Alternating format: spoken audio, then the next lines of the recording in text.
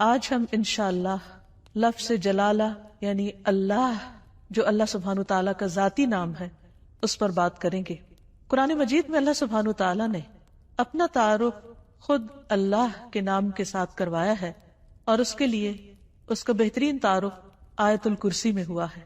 اللہ لا الہ الا ہو الحی القیوم لا تأخذہ سنۃ ولا نوم لہ ما فی السماوات وما فی الارض من ذا الذی یشفع عندہ الا بإذنہ یعلم ما بین ایدیہم وما خلفہم ولا یحیطون بشیء من علمہ الا بما شاء وسع کرسیہ السماوات والارض ولا یؤودہ حفظہما وہو العلی العظیم۔ اللہ وہ ہے کہ اس کے سوا کوئی معبود نہیں، زندہ ہے، ہر چیز کو قائم رکھنے والا ہے، نہ اسے اونگ آتی ہے اور نہ نیند، جو کچھ بھی آسمانوں اور زمین میں ہے اسی کا ہے۔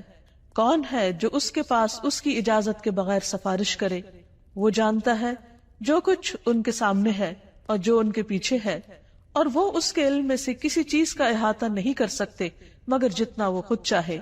اس کی کرسی آسمان و زمین پر چھائی ہوئی ہے اور اسے ان دونوں کی حفاظت نہیں تھکاتی۔ وہ سب سے بلند اور سب سے بڑا ہے۔ یہ ہے اللہ رب العالمین۔ لفظ اللہ سبحانہ تعالیٰ کا ذاتی نام صرف اللہ ہی کے لیے مخصوص ہے۔ پوری کائنات میں اللہ کے نام سے سوائے اس کے کوئی بھی نہیں جانا جاتا، کسی اور کا یہ نام ہے ہی نہیں۔ ہل تعلم لہ سمیہ؟ نہیں، یہ نام ایک انتہائی خوبصورت نام ہے۔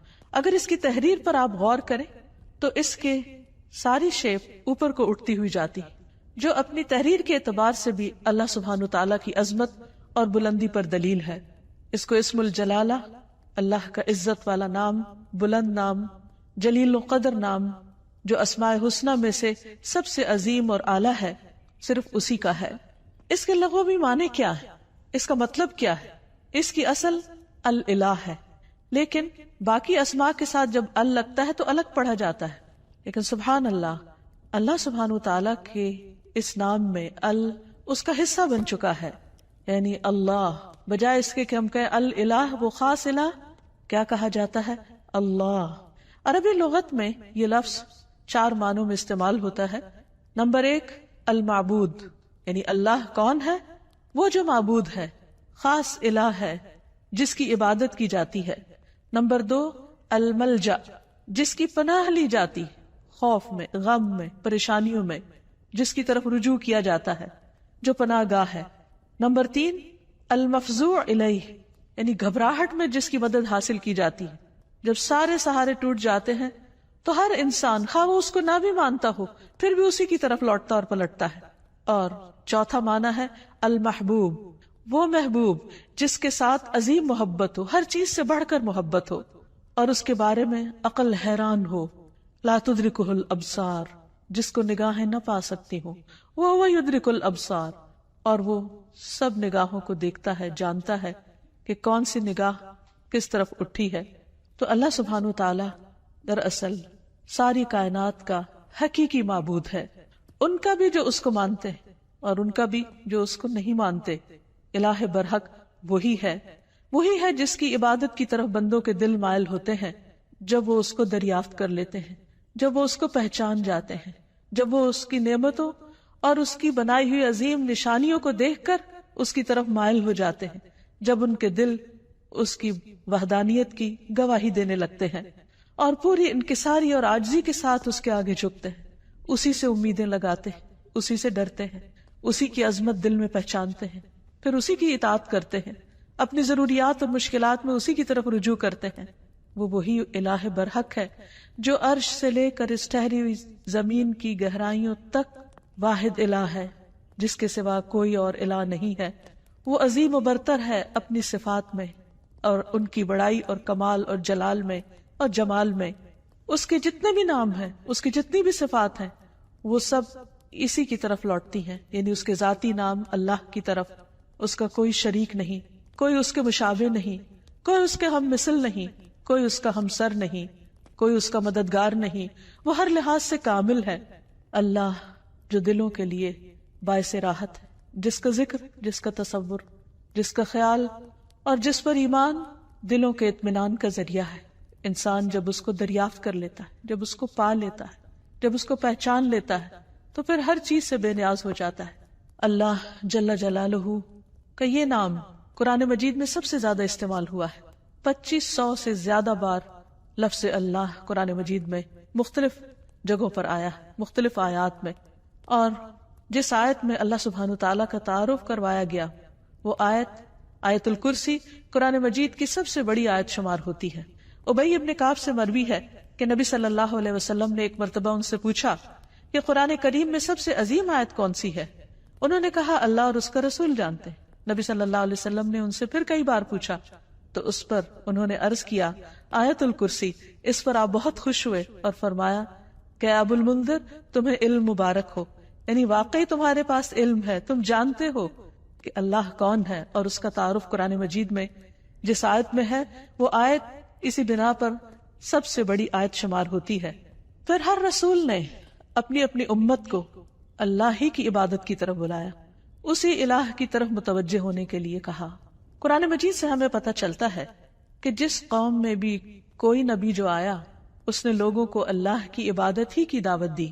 ارشاد باری تعالیٰ ہے وَلَقَدْ بَعَثْنَا فِي كُلِّ أُمَّةٍ رَسُولًا أَنِ اعْبُدُوا اللَّهَ وَاجْتَنِبُوا الطَّاغُوتَ۔ ہم نے ہر امت میں ایک رسول بھیجا جو انہیں یہی کہتا تھا کہ لوگوں اللہ کی عبادت کرو اور طاغوت سے بچو، یعنی غیر اللہ کی عبادت سے بچو۔ نبی صلی اللہ علیہ وسلم نے بھی لوگوں کو اللہ سبحانہ تعالیٰ ہی کی عبادت کی طرف بلایا۔ ربیہ بن عباد دیلمی سے روایت ہے، یہ وہ صحابی ہیں جنہوں نے جاہلیت کا زمانہ بھی پایا اور پھر مسلمان ہو گئے۔ تو یہ کہتے ہیں کہ انہوں نے نبی صلی اللہ علیہ وسلم کو ذو المجاز نامی بازار میں دیکھا، آپ لوگوں کو لا الہ الا اللہ کی دعوت دے رہے تھے اور فرما رہے تھے کہ یا ایھا الناس قولوا لا الہ الا اللہ تفلحوا، اے لوگو لا الہ الا اللہ کہہ دو تو تم فلاح پا جاؤ گے۔ وہ کہتے ہیں کہ آپ صلی اللہ علیہ وسلم گلیوں اور بازاروں میں داخل ہو رہے تھے، لوگ آپ کے پیچھے جاتے، آپ کے ارد گرد جمع ہو جاتے، کوئی ان سے کچھ نہیں کہہ رہا تھا اور آپ خاموش ہوئے بغیر اپنی بات دہرائے چلے جا رہے تھے، اے لوگو لا الہ الا اللہ کہہ دو فلاح پا جاؤ گے، اے لوگو لا الہ الا اللہ کہہ دو فلاح پا جاؤ گے۔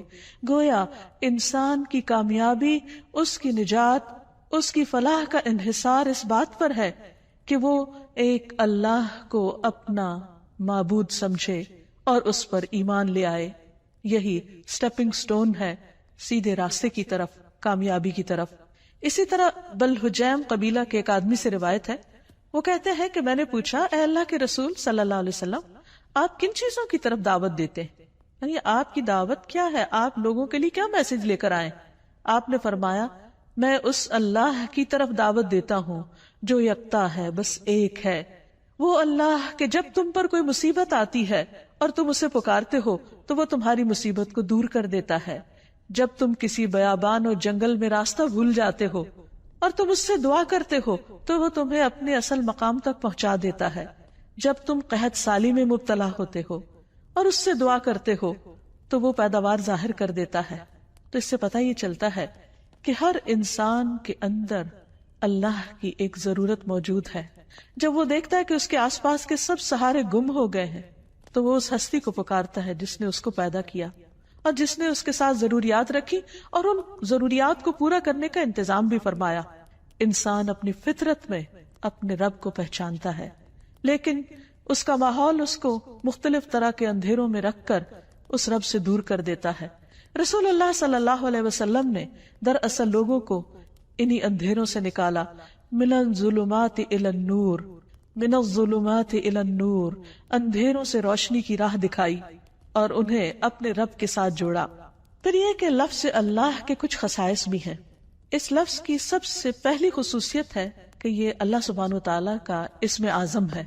امام غزالی کہتے ہیں کہ جان لو کہ یہ نام 99 ناموں میں سب سے زیادہ عظیم ہے، کیونکہ یہ اس ذات الہیہ پر دلالت کرتا ہے جو تمام صفات الہیہ کو جمع کرنے والی ہے۔ یہ اس ذات کا نام ہے جس کی ساری صفات ہیں، یہاں تک کہ کوئی بھی صفت اس سے جدا نہیں ہوتی، یعنی باقی ساری صفات اسی کی ہیں، یعنی اللہ سبحانہ وتعالی کی۔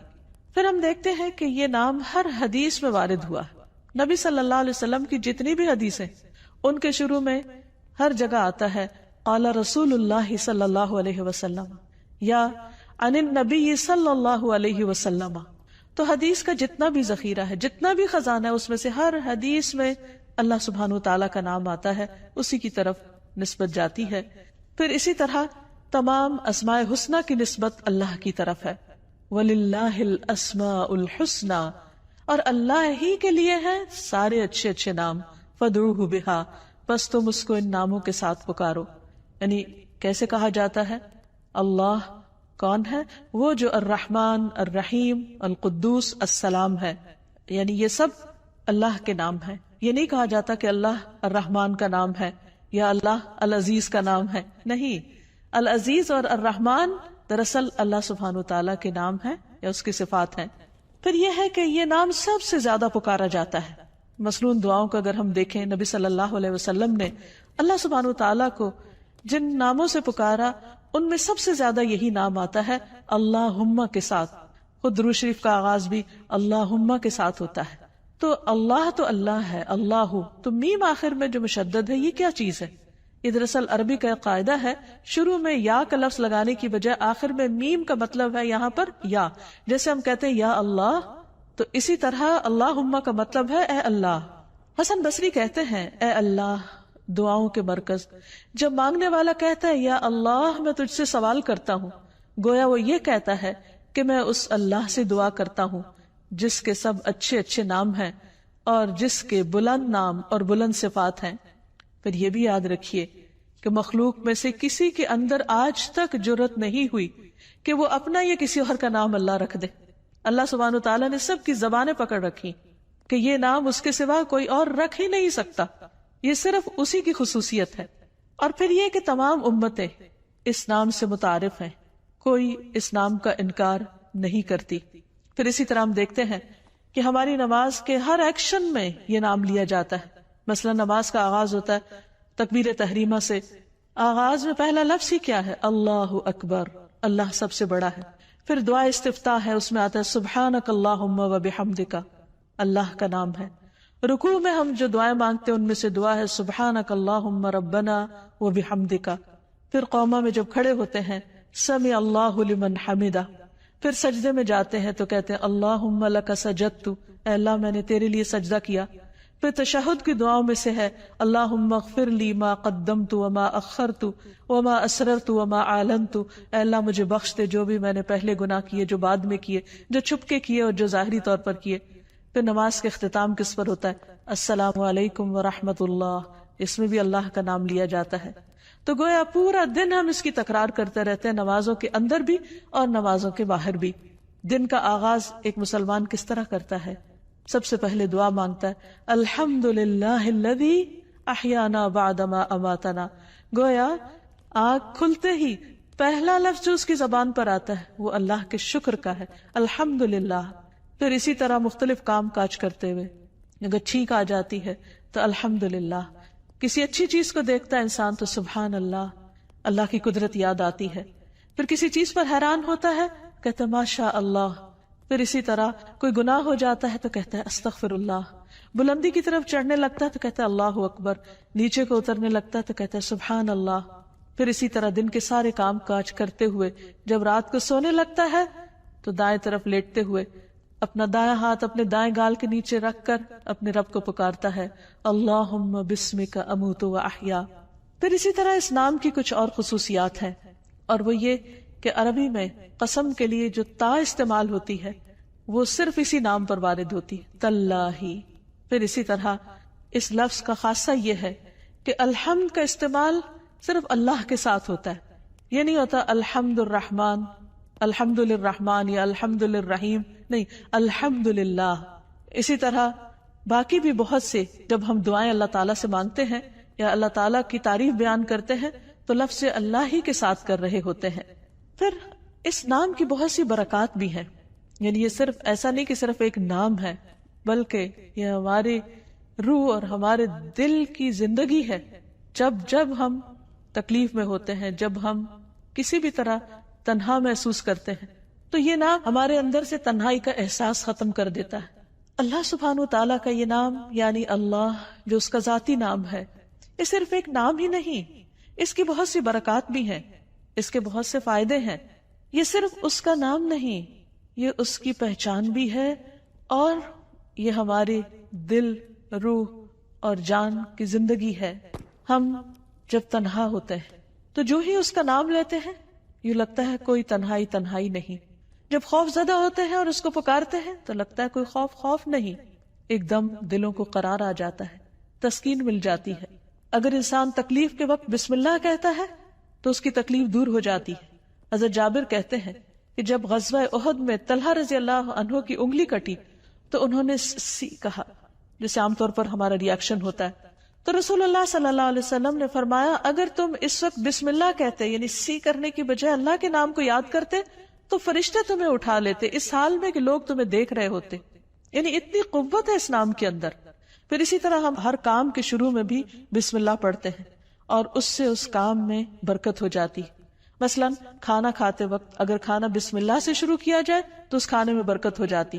حضرت عائشہ سے روایت ہے کہ ایک مرتبہ نبی صلی اللہ علیہ وسلم اپنے 6 صحابہ کے ساتھ بیٹھ کر کھانا کھا رہے تھے کہ ایک دیہاتی اچانک آیا اور اس نے بسم اللہ پڑھے بغیر کھانا شروع کیا اور 2 لقموں میں سارا کھانا سمیٹ گیا.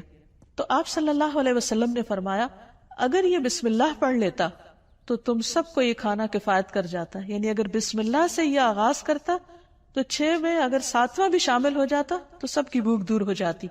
اور اس موقع پر آپ نے یہ تعلیم دی کہ جب تم میں سے کوئی شخص کھانا کھائے تو اسے اس پر بسم اللہ پڑھ لینی چاہیے، اور اگر وہ شروع میں بسم اللہ بھول جائے تو یاد آنے پر بسم اللہ ہی اولہ و آخرہ پڑھ لیا کرے.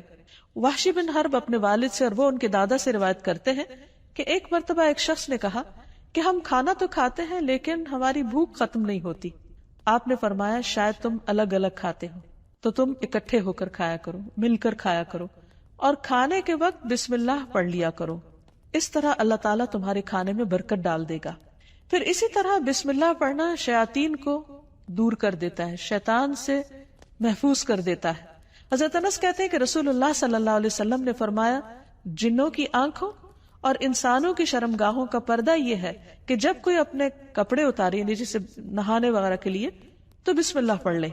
یعنی اس وقت بھی اگر اللہ کا نام لے تو ہر ایک سے وہ محفوظ ہو جائے گا. یعنی ویسے تو لباس اتار دے انسان تو اس کا ستر کھل جاتا ہے، لیکن اگر بسم اللہ پڑھتا ہے تو وہ مخلوق جو اس وقت وہاں ہو سکتی ہے موجود، اس سے بھی اس کا ستر ہو جاتا ہے. پھر اسی طرح نبی صلی اللہ علیہ وسلم کا طریقہ یہ تھا کہ رات کو جب سونے لگتے تو اپنا بستر جھاڑتے وقت بھی بسم اللہ پڑھا کرتے تھے. ابو ہریرہ کہتے ہیں کہ رسول اللہ صلی اللہ علیہ وسلم نے فرمایا جب تم میں سے کوئی اپنے بستر پر جائے تو اپنے تہبند کے پلو سے، یعنی اس کا ایک کونا پکڑے اور اس سے اپنے بستر کو جھاڑے اور ساتھ بسم اللہ پڑھے، کیونکہ وہ نہیں جانتا کہ کون اس کے بعد اس کے بستر پر آیا. ہو سکتا ہے کوئی ایذا دینے والا، تکلیف دینے والا کیڑا مکوڑا ہو. تو جب اللہ کا نام لیا جائے گا تو کوئی چیز اس کو رات سوتے وقت نقصان نہیں دے گی. لیکن اس کے برعکس جب کوئی شخص اللہ کا نام نہیں لیتا تو پھر وہ کئی قسم کے نقصان اٹھا سکتا ہے. مثلا کھانے میں اگر بسم اللہ نہیں پڑھی تو وہ چیز شیطان کا رزق بن سکتی ہے. ابن عباس کہتے ہیں رسول اللہ صلی اللہ علیہ وسلم نے فرمایا کہ ابلیس نے کہا اے رب تو نے اپنے ساری مخلوق کا رزق واضح طور پر بتا دیا ہے، تو میرا رزق کہاں ہے، میں کیا کھاؤں گا؟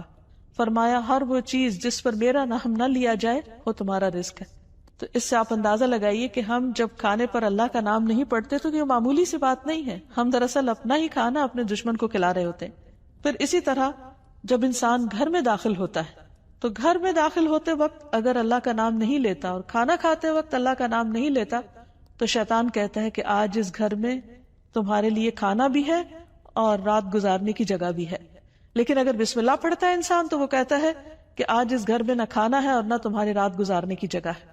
پھر اسی طرح جس مجلس میں اللہ کا نام نہ لیا جائے وہ مجلس قیامت کے دن انسان کے لیے حسرت کا باعث بنے گی. رسول اللہ صلی اللہ علیہ وسلم نے فرمایا جو لوگ کسی جگہ پر مجلس کریں لیکن اس میں اللہ کا ذکر نہ کریں وہ ان کے لیے قیامت کے دن حسرت کا باعث ہوگی. اور جو آدمی کسی راستے پر چلتے ہوئے اللہ کا ذکر نہ کرے وہ چلنا بھی قیامت کے دن اس کے لیے حسرت کا باعث ہوگا. جو آدمی اپنے بستر پر آئے لیکن اللہ کا نام نہ لے وہ اس بستر پر آنا بھی اس کے لیے باعث حسرت ہوگا. یعنی زندگی میں کوئی بھی کام کاج کرتے وقت جب اس کام کاج میں اللہ کا ذکر نہیں ہوتا، اللہ کی یاد نہیں ہوتی، اللہ کا نام نہیں ہوتا تو قیامت کے دن ایسے سارے اعمال انسان کے لیے حسرت و یاس کا ذریعہ بن جائیں گے. کیونکہ جس کام کو انسان بسم اللہ پڑھ کر شروع کرتا ہے وہ کام اس کے لیے عبادت ہو جاتا ہے. کھانا کھانا بظاہر صرف دنیا کا ایک کام ہے، یعنی دنیاوی کام ہے، بظاہر دیکھنے میں کوئی عبادت نہیں ہے، لیکن صرف بسم اللہ پڑھ کر جب آغاز کرتا ہے انسان تو وہ سارا کھانے کا عمل اس کے لیے عبادت بن جاتا ہے. اللہ کا نام لے کر انسان اپنے بستر میں جاتا ہے تو وہ سونا عبادت بن جاتا ہے. وہ واک کر رہا ہے، اللہ کا ذکر کر رہا ہے، گھر سے نکلتا ہے بسم اللہ توکلت علی اللہ پڑھتا ہے، وہ گھر سے نکلنا اس کے لیے عبادت بن جاتا ہے اور اس کو شیاطین کے شر اور دیگر شر سے محفوظ رکھنے کا ذریعہ بن جاتا ہے. اللہ سبحانہ وتعالی نے مختلف چیزوں کے ساتھ اپنے اس نام کو رکھ کر انہیں شرف اور عزت بھی بخشا. مثلا بیت اللہ، اللہ کا گھر، یہ نہیں کہ اللہ تعالیٰ وہاں رہتے ہیں، لیکن اس گھر کو عزت اور شرف بخشی اپنے نام کی طرف نسبت دے کر. پھر اسی طرح آپ نے فرمایا نبی صلی اللہ علیہ وسلم نے کہ 3 لوگ اللہ کے وفد ہیں، یعنی اللہ تعالیٰ ان کو اپنا وفد کہتے ہیں، اپنا ڈیلیگیشن. غازی، حج کرنے والا اور عمرہ کرنے والا، ان کو بھی اللہ سبحانہ تعالیٰ نے عزت اور شرف بخشی اپنے نام کے ساتھ. پھر اسی طرح کچھ لوگوں کو اللہ تعالیٰ نے اہل اللہ کہا ہے، یعنی اللہ کے اہل. انس رضی اللہ عنہ سے مروی ہے کہ رسول اللہ صلی اللہ علیہ وسلم نے فرمایا لوگوں میں سے کچھ اہل اللہ ہوتے ہیں.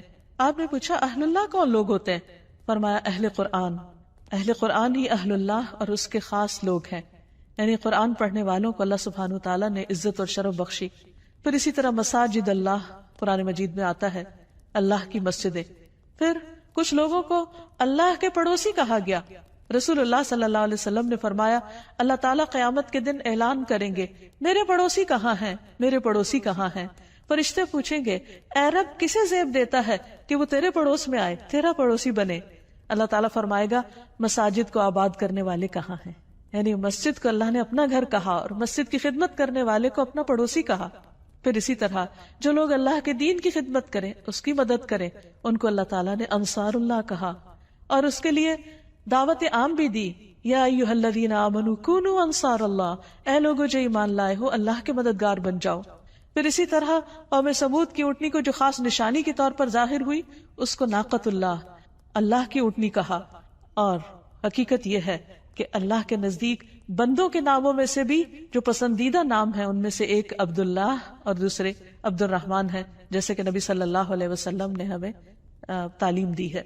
جب ایک بندہ اس نام کے ساتھ اللہ کو پکارتا ہے تو اس کی دعا سنی جاتی ہے، اس کی دعا قبول ہوتی ہے. اور اس کے بارے میں ہم دیکھتے ہیں کہ رسول اللہ صلی اللہ علیہ وسلم کی اکثر دعائیں اسی نام کے ساتھ شروع ہوتی تھی. آپ صلی اللہ علیہ وسلم ہر نئے مسلمان ہونے والے کو جو دعا سکھایا کرتے تھے اللہم اغفر لی وارحمنی واہدنی وارزقنی، اے اللہ تو مجھے معاف کر دے، اے اللہ تو مجھ پر رحم فرما اور مجھے ہدایت دے اور مجھے رزق عطا فرما. پھر اسی نام کے ذریعے جب آپ صلی اللہ علیہ وسلم اللہ کے راستے میں نکلتے، جہاد پر جاتے، تو آپ اسی نام کے ذریعے اللہ تعالیٰ سے مدد چاہتے. زندگی میں انسان پر بہت سی مشکلات اور بہت سی تکلیفیں آتی رہتی، ایسے میں بعض اوقات انسان ڈپریشن کا شکار ہو جاتا ہے، اسے یہ نہیں پتا چلتا کہ اب وہ کیا کرے. لیکن اس کا حل نبی صلی اللہ علیہ وسلم نے ہمیں بتایا ہے. حضرت اسماء بنت امیس کہتی ہیں کہ مجھ سے رسول اللہ صلی اللہ علیہ وسلم نے فرمایا کیا میں تمہیں ایسے کلمات بتاؤں کہ جن کو پڑھنے سے غم اور پریشانی دور ہو جاتی ہے، اور وہ ہے اللہ اللہ ربی لا اشرک بہ شیئا، اللہ اللہ ہی میرا رب ہے، میں اس کے ساتھ کسی کو شریک نہیں کرتا. جب انسان کثرت سے اس کی تکرار کرتا ہے تو بڑے سے بڑا رنج اور غم دور ہو جاتا ہے، کیونکہ نبی صلی اللہ علیہ وسلم نے جو بھی ہمیں تعلیم دی ہے وہ دراصل اللہ سبحانہ تعالیٰ ہی نے آپ کو دی تھی، اور اسی کی روشنی میں آپ نے وہ تمام چیزیں ہمیں سکھائیں. اسی طرح حضرت یعقوب علیہ السلام پر جب بہت غم آیا بیٹے کی جدائی کا تو انہوں نے بندوں سے شکوہ شکایت نہیں کی، بلکہ کیا کہا انما اشکو بثی وحزنی الی اللہ، انما اشکو بے شک میں شکوہ کرتا ہوں، بثی وحزنی اپنے رنج و غم کا، الی اللہ صرف اللہ کی طرف.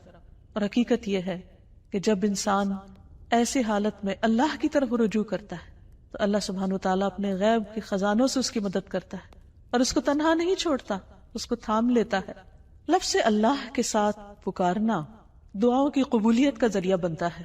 ایک اور روایت سے ہمیں پتہ چلتا ہے، عبداللہ بن بریدہ اسلمی اپنے والد سے روایت کرتے ہیں کہ نبی صلی اللہ علیہ وسلم نے ایک شخص کو دعا میں پکارتے ہوئے سنا اللہم انی اسألک بأنی اشہد انک انت اللہ لا الہ الا انت الاحد الصمد الذی لم یلد ولم یولد ولم یکن لہ کفوا احد. تو آپ نے فرمایا قسم ہے اس ذات کی جس کے ہاتھ میں میری جان ہے، اس نے اللہ کے اس نام کے ساتھ دعا کی ہے جس کے ساتھ دعا کی جائے تو قبول کی جاتی ہے، اور اگر سوال کیا جائے تو عطا کر دیا جاتا ہے. یعنی بندہ اپنے رب سے جو کچھ مانگتا ہے رب اسے عطا کرتا ہے. تو جو شخص اپنے الہ حقیقی کو پہچان لیتا ہے پھر وہ اسی سے مانگتا ہے اور اسی کی عبادت کرتا ہے. ایاک نعبد و ایاک نستعین، وہ اسی کی اطاعت اور بندگی کے لیے اسی کو راضی کرنے کی کوشش کرتا ہے، اور اگر اس کو راضی کرنے میں کسی اور کو ناراض بھی کرنا پڑے تو وہ اس سے ڈرتا نہیں، کیونکہ جو اللہ کو راضی کرتا ہے اللہ سبحانہ تعالیٰ اس کی حفاظت کرتے ہیں، اور جو بندوں کو راضی کرنے کے لیے اللہ کو ناراض کر دیتا ہے پھر اللہ تعالیٰ اسے بندوں کے حوالے کر دیتے ہیں. ہمارے لیے یہ بہت اہم ہے کہ ہم اپنی پوری زندگی اللہ رب العالمین کے سپرد کریں، اسی کی اطاعت اور فرما برداری میں گزاریں، جیسا کہ اللہ سبحانہ تعالیٰ نے نبی صلی اللہ علیہ وسلم کو حکم دیا، قل ان صلاتی ونسکی ومحیای ومماتی للہ رب العالمین لا شریک لہ وبذالک امرت وانا اول المسلمین. آپ کہہ دیجئے میری نماز، میری قربانی، میرا جینا اور میرا مرنا سب اللہ رب العالمین کے لیے ہے، اس کا کوئی شریک نہیں، مجھے اسی بات کا حکم دیا گیا ہے اور میں سب سے پہلے فرما بردار ہوں، سب سے پہلے مسلمان ہوں. یعنی کسی بھی قسم کی عبادت، خواہ وہ جانی ہو یا مالی ہو، زندگی کا کوئی بھی کام ہو، سب کا سب اللہ کی رضا کے لیے ہونا چاہیے. جیسا کہ ابراہیم علیہ السلام نے اپنے آپ کو اللہ کے سپرد کیا تھا، اللہ کی اطاعت کی تھی. اذ قال له ربه اسلم قال اسلمت لرب العالمین، جب اس کے رب نے کہا کہ تم اپنے رب کے حوالے کر دو اپنے آپ کو، تو انہوں نے کیا کہا کہ میں رب العالمین کا فرما بردار ہو گیا. ایسا ہی دین دراصل اللہ کا مطلوب دین ہے کہ بندہ اپنے آپ کو اللہ کے حوالے کرے، اسی کا فرما بردار بن جائے، اسی کا اطاعت گزار بن جائے. ارشاد باری تعالیٰ ہے وَمَنْ أَحْسَنُ دِينًا، اس سے اچھا دین کس کا ہو سکتا ہے، ممن اسلم وجہہ للہ، جس نے اپنا آپ اللہ کے حوالے کر دیا، اپنا چہرہ اللہ کے لیے تابع کر دیا، اس کے آگے جھک گیا، اس کی بات کے آگے، اس کے حکم کے آگے. وَهُوَ مُحْسِنٌ، اور وہ محسن بھی ہے، ہر کام کو بہت اچھی طرح کرنے والا ہے. وَاتَّبَعَ مِلَّةَ إِبْرَاهِيمَ حَنِيفًا، اور اس نے ملت ابراہیم کی پیروی کی. وَاتَّخَذَ اللَّهُ إِبْرَاهِيمَ خَلِيلًا، اور اللہ نے ابراہیم کو اپنا دوست بنا لیا. تو جو شخص اللہ کی اطاعت اور فرما برداری کرتا ہے وہ اللہ کا خاص بندہ بن جاتا ہے، اور جو اللہ کا خاص بندہ ہوتا ہے وہ دنیا میں سب سے زیادہ خوش قسمت ہوتا ہے، کیونکہ اسے دنیا کے کسی بڑے کا فیور نہیں، اللہ کا فیور اور اللہ سبحانہ تعالیٰ کی رحمت اور بخشش اور عنایت اور رضا اس کو حاصل ہو جاتی ہے. اور اس سے بڑی کیا چیز ہو سکتی ہے اس شخص کے لیے جو اللہ کو اپنا رب مانتا ہو. اسی لیے ایسا بندہ جب رات کو سونے لگتا ہے تو اپنا سب کچھ اللہ کے سپرد کر دیتا ہے اور یوں اللہ سبحانہ تعالیٰ کے آگے عاجزی اور فریاد کرتا ہے، اللہم اسلمت نفسی الیک ووجہت وجہی الیک وفوضت امری الیک والجأت ظہری الیک رغبتا ورہبتا الیک لا ملجا ولا منجا منک الا الیک آمنت بکتابک الذی انزلت وبنبیک الذی ارسلت. اے اللہ، میں نے اپنی جان تیرے سپرد کی، اپنا چہرہ تیری طرف کر لیا، اپنا معاملہ تیرے سپرد کر دیا، جتنے بھی پریشانیاں، غم اور ہم ہیں سب تیرے حوالے کر دی، تو ہی ان کی بہترین ٹیک کیئر کرنے والا ہے. اپنے آپ کو تیری طرف متوجہ کیا، تجھی پر بھروسہ کیا، تیری طرف رغبت اور تیری خوف کی وجہ سے تیرے سوا کوئی جائے پناہ نہیں. میں تیری کتاب پر ایمان لایا جو تو نے نازل کی، تیرے نبی پر ایمان لایا جو تو نے ہی بھیجا. ایسا شخص اگر رات کو فوت ہو جاتا ہے تو وہ فطرت پر ہوتا ہے، اسلام پر ہوتا ہے، وہ دراصل اللہ کے اس فرمان کے تابع ہوتا ہے کہ اس کا سب کچھ اپنے رب کے لیے ہے. اور اگر وہ صبح کرتا ہے تو حدیث میں آتا ہے کہ ایسا شخص خیر پر، بھلائی پر صبح کرتا ہے. حقیقت یہ ہے کہ جو لوگ اللہ کو پہچان لیتے ہیں وہ سب سے بڑھ کر اللہ سے محبت کرنے والے ہوتے ہیں، اور یہی ان کے ایمان کا تقاضا ہوتا ہے. والذین آمنوا اشد حبا للہ، وہ لوگ جو ایمان والے ہیں وہ اللہ کی محبت میں سب سے زیادہ شدید ہوتے ہیں. نبی صلی اللہ علیہ وسلم نے فرمایا، تم میں سے کوئی شخص اس وقت تک مومن نہیں ہو سکتا جب تک اسے اللہ اور اس کے رسول دوسرے سب لوگوں سے زیادہ محبوب نہ ہو جائیں۔ ایسے لوگ صرف محبت ہی نہیں کرتے، وہ اللہ سے ڈرتے بھی ہیں، اور جو اللہ سے ڈرتے ہیں پھر وہ لوگوں سے نہیں ڈرتے، اور جب وہ اللہ سے ڈرتے ہیں تو اللہ کے ڈر سے پھر وہ اللہ کی نافرمانی کے کام چھوڑ دیتے ہیں، پھر ان کی محبت اور ان کی نفرت بھی اللہ ہی کی خاطر ہوتی ہے، پھر وہ اللہ کو کثرت سے یاد کرنے والے ہوتے ہیں اور اس حکم پر عمل کرنے والے۔ یا ایھا الذین آمنوا اذکروا اللہ ذکرا کثیرا، اے لوگ جو ایمان لے آئے ہو اللہ کا ذکر کرو، اللہ کو یاد کرو، کثرت سے یاد کرنا، وسبحوہ بکرۃ واصیلا، اور صبح و شام اس کی تسبیح بیان کرو۔ ایسے ہی لوگ سب سے آگے نکل جانے والے ہیں، ایسے ہی لوگ سب سے آگے بڑھ جانے والے ہیں، اور انہی کا انجام بہترین ہے۔ نبی صلی اللہ علیہ وسلم نے فرمایا مفردون سبقت لے گئے۔ لوگوں نے پوچھا اللہ کے رسول صلی اللہ علیہ وسلم وہ کون ہے؟ آپ نے فرمایا اللہ کا بہت زیادہ ذکر کرنے والے مرد اور عورتیں۔ اللہ سے دعا ہے کہ اللہ تعالی ہمیں ان لوگوں میں شامل کر لے جو سب سے زیادہ اس کو یاد کرنے والے ہیں، کیونکہ اسی میں دلوں کا اطمینان، دلوں کی راحت اور آخرت کی کامیابی ہے۔ وآخر دعوانا ان الحمد للہ رب العالمین۔